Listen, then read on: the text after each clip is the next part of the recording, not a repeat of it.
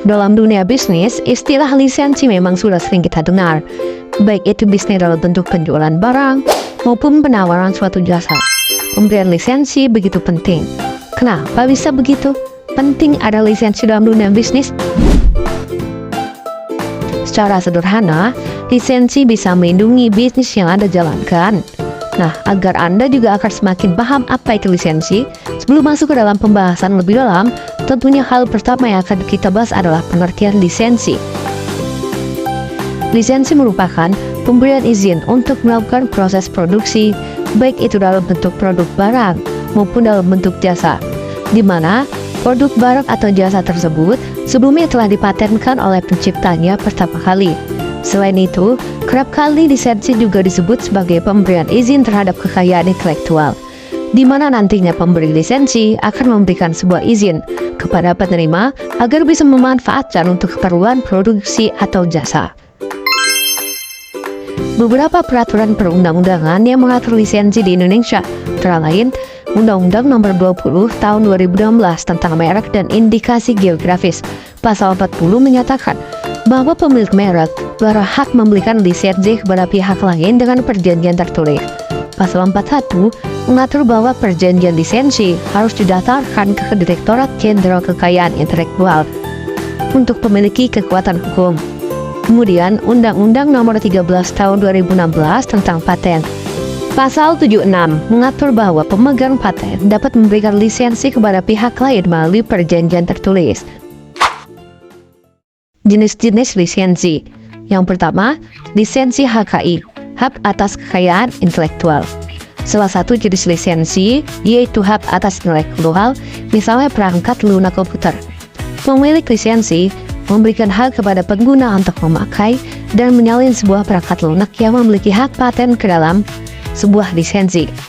Lisensi atas hak kekayaan intelektual biasanya memiliki beberapa pasal atau bagian di dalamnya, antara lain syarat dan ketentuan, wilayah, pembaharuan, dan syarat-syarat lain yang ditentukan oleh pemilik lisensi.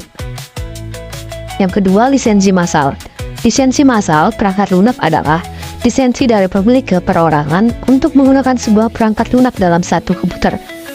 Rincian lisensi biasanya tertuang dalam kesepakatan lisensi pengguna tingkat akhir End User Relation Agreement dalam sebuah perangkat lunak. Di bawah perjanjian EULA, ini pengguna komputer dapat melakukan instalasi perangkat lunak dalam satu atau lebih komputer. Yang ketiga, lisensi merek dagang atau jasa. Pemilik lisensi dapat memberikan izin atau lisensi kepada seseorang atau perusahaan dengan tujuan supaya seseorang atau perusahaan tersebut dapat menjual produk atau jasa di bawah pemilik lisensi merek dagang tersebut.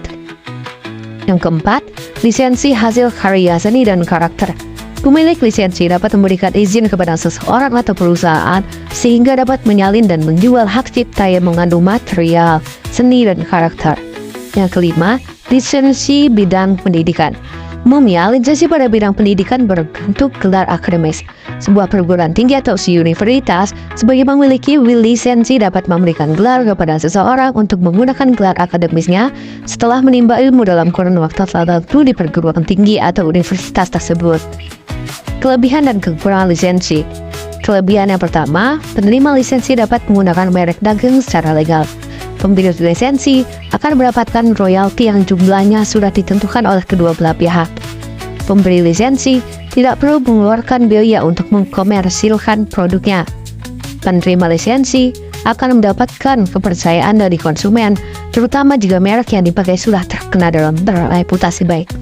Kekurangan lisensi yang pertama, apabila kesepakatan dilanggar oleh penerima lisensi, bisa menjadi pesaing dan akan mengancam keabsahan merek dagang pemilik lisensi. Jika lisensi telah diberikan, pemilik lisensi akan kehilangan kontrol akan produknya. Kemungkinan butuh waktu untuk menerima royalti tergantung kesepakatan. Yang terakhir, untuk penerima lisensi memiliki resiko besar terhadap penjualan produknya.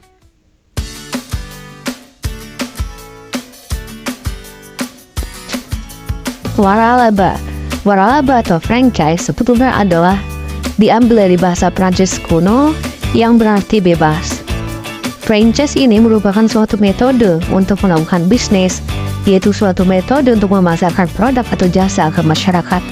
Selanjutnya, disebutkan pula bahwa franchise dapat didefinisikan sebagai suatu sistem pemasaran atau distribusi barang dan jasa, di mana sebuah perusahaan induk franchisor memberikan kepada individu atau perusahaan lain yang berskala kecil dan menengah hak-hak istimewa untuk melaksanakan suatu sistem usaha tersebut dengan cara yang sudah ditentukan selama waktu tertentu di suatu tempat tertentu. Dari segi bisnis dewasa ini, istilah franchise dipahami sebagai suatu bentuk kegiatan pemasaran dan distribusi.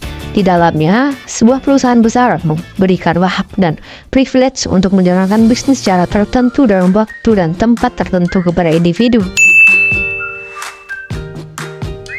Secara teori, menurut Faisal Santiago menyatakan bahwa waralaba atau franchising adalah sistem pemasaran barang atau jasa dan atau teknologi yang didasari oleh perjanjian terus-menerus antara franchisor dan franchise dan terpisah baik legal maupun keuangan, di mana franchisor memberikan hak kepada franchise untuk menjalankan bisnisnya sesuai dengan konsep franchisor. Selanjutnya, sesuai dengan peraturan pemerintah nomor 16 tahun 1997 memberikan pengertian yang lebih luas, di mana menyatakan bahwa waralaba atau franchising adalah perikatan di mana salah satu pihak diberikan hak untuk memanfaatkan dan atau menggunakan hak atas kekayaan intelektual atau penemuan atau ciri khas usaha yang dimiliki oleh pihak lain dengan suatu imbalan berdasarkan persyaratan yang ditetapkan oleh pihak lain tersebut. Dalam menjelaskan bisnis wiralaba, di Indonesia diatur oleh aturan hukum yang berlaku yang ditetapkan sebagai dasar hukum laba. Yang pertama adalah Peraturan Pemerintah Nomor 42 Tahun 2007 tentang waralaba. Yang kedua, dasar hukum perjanjian khususnya dalam berkontrak. 3. Undang-undang tentang paten, merek, dan hak cipta. 4. Pasal tentang keagenan KUHD. Jenis-jenis waralaba menurut Truth de Brouwen dalam bukunya Handbook of Retailing. Yang pertama, ada waralaba pekerjaan. Waralaba ini sebagai bentuk penerima waralaba menjalankan usaha waralaba. Pekerjaan sebenarnya membeli dukungan untuk usaha sendiri.